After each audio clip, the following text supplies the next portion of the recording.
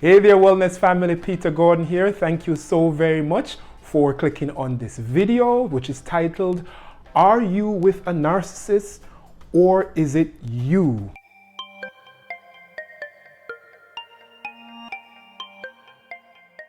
Now, before we get into the heart of the matter, let me put this thing out. There's my little disclaimer.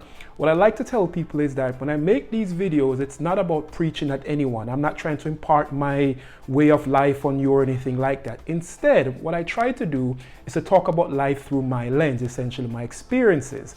And then it is my hope that you'll be able to find some parallels with my experiences and yours and be able to make some profound changes in your life or continue to do the wonderful things that you're doing.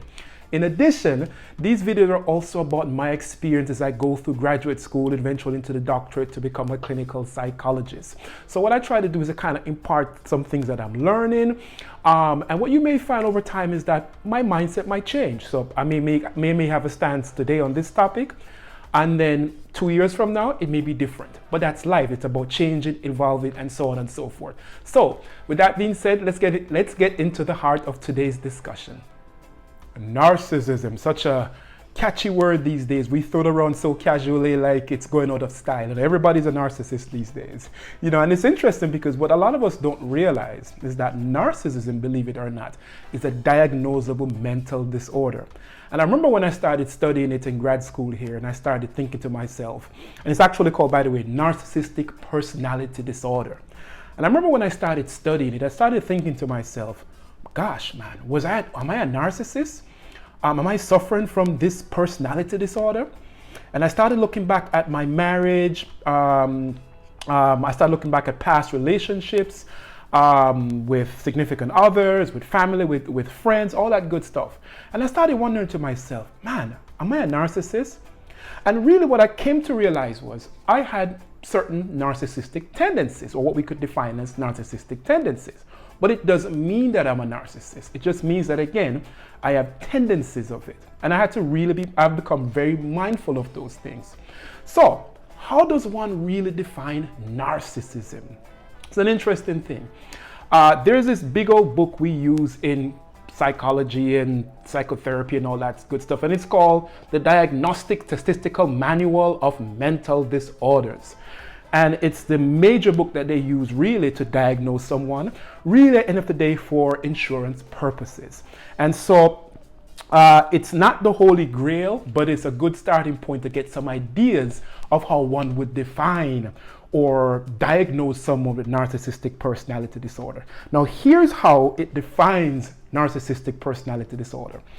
It's a pervasive pattern of grandiosity, need for admiration and lack of empathy, beginning by early adulthood and present in a variety of contexts as indicated by 5 or more of the following criteria or symptoms. So you can think somebody matches this, but they have to have 5 or more of these criteria. Let me outline these criteria, and there are 9 of them. So if you display 5 of these in early adulthood, you could be diagnosed with narcissistic personality disorder. Number 1, has a grandiose sense of self-importance. For example, they exaggerate achievements and talents, and they expect to be recognized as superior without commensurate achievements. Number 2 is preoccupied with fantasies of unlimited success, power, brilliance, beauty, or ideal of love. Number 3, believes that he or she is special and unique and can only be understood by or should associate with other special or high status people or institutions. Number 4, requires excessive admiration. Like you have to keep praising them.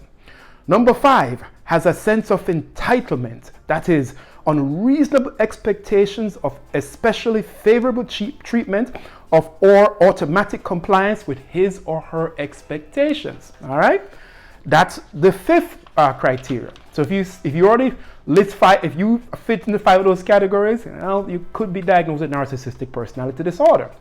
Number 6 is interpersonally exploitive. That means they take advantage of others to achieve his or her own ends.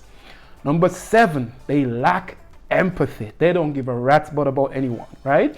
They're unwilling to recognize or identify with the feelings and needs of others. Number 8 is often envious of others or believes that others are envious of him or her. Number 9, which is the last one, shows arrogant, haughty behaviors or attitudes. Ladies and gentlemen, that is the definition of narcissistic personality disorder. So hopefully you now have an understanding of what it means to be able to diagnose somebody with narcissistic personality disorder. As you can see, it's just not that simple. It's not that clear cut, right? So hopefully that all makes sense. So let's discuss the topic of today's video, which is, are you with a narcissist or is it you? And when I say with, I'm referring to a relationship, and not with your family, because you can't choose your family. I'm referring to those relationships where you have a choice to either be with or around that person or not. I'm referring to your friends, your girlfriend, your boyfriend, your husband, or your wife, right?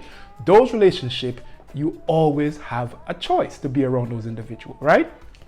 So if you're with someone and this video resonates with you, and you notice that 5 of the 9 criterias that I laid out, your person matches every single one of those to a T, but you are still around them, the question that you have to ask yourself is, why? Why am I still around this individual? Because I'm here to tell you this. Somebody who's been diagnosed with narcissistic personality disorder, all the research says the prognosis is terrible. It means that they will never change. You can't change them. They are who they are. They're just never going to change, right? And so the big question you have to ask yourself again is, why am I around them? What does that say about you, the individual, right? And a lot of the times I've seen, and this is anecdotal at best now, this is not any research or science-based, this is anecdotal observations of people that I've seen that are around people that they define as narcissists. And the thing I notice a lot is attachment issues.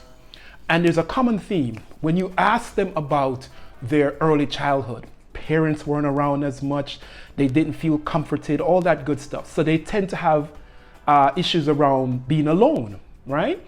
There may be issues around self-esteem, right? So you have to start asking yourself, where's my self-esteem? Does that make sense? Then there are serious things that you've got to think about, right? Like, for example, perhaps maybe you're struggling with dependent personality disorder. There's a lot of things people don't think about, right? What is dependent personality disorder? Real interested. Let me go back to the trusty DSM, or Diagnostic Statistical Manual of Mental Disorders. Now again, it's not gospel, but it's a good place to start. Here's how it defines dependent personality disorder. A pervasive and excessive need to be taken care of that leads to submissive and clinging behavior and fears of separation. Beginning by early adulthood and present in a variety of contexts as indicated by 5 or more of the following. Now there's 8 of them. I'm going to try to read through them very quickly. 1, has difficulty making everyday decisions without excessive amount of advice and reassurance from others. Needs others to assume, number 2, needs others to assume responsibility for most major areas of his or her life. 3, has difficulty expressing disagreement with others because of fear of loss or supportive approval. Number 4, has difficulty initiating projects or doing things on his or her own because of a lack of self-confidence in judgment or abilities, rather than a lack of motivation or energy, meaning you have the energy to do it, but it's the self-confidence, right? Number 5, goes to excessive lengths to obtain nurturance and support from others to the point of volunteering to do things that are unpleasant. So you stick in a relationship that you know you don't like, or around people you don't like, because you can't help yourself, right? Number 6, feels uncomfortable or helpless when alone because of exaggerated fears of being unable to care for him or herself. Number 7, urgently seeks another relationship as a source of care and support when a close relationship ends. Means you jump from one relationship to the next, right? You don't give yourself alone time. And number 8, which is the last one, is unrealistically preoccupied with fears of being left to take care of himself or herself, kind of like abandonment issues, if you will. So what I'm trying to get across to you here is this. if you're with a narcissist, right, maybe the person isn't a narcissist, right? Now, again, go back to the criteria I laid out earlier. The question to ask is, what is going on with you? That is the primary thing you've got to think about. Why are you with this individual, right? It could be things that you need to work through. And so, as always, the thing I highly suggest, if this resonates with you, seek therapy. Seek real therapy. Again, some of these issues could be from past childhood trauma. They could be from, again, as I mentioned, childhood trauma leading into adulthood, right? So I hope this makes sense, right? I hope you understand that if you're dealing with somebody that you think is a narcissist and you're with them, right? Number one, understand if they're really a narcissist. Number two, ask yourself, why am I with them? What is with me that's causing me to stay there? And I hope this all makes sense, and I hope you're able to kind of pull something from this and make some positive changes in your life. Anyways, family, stay well.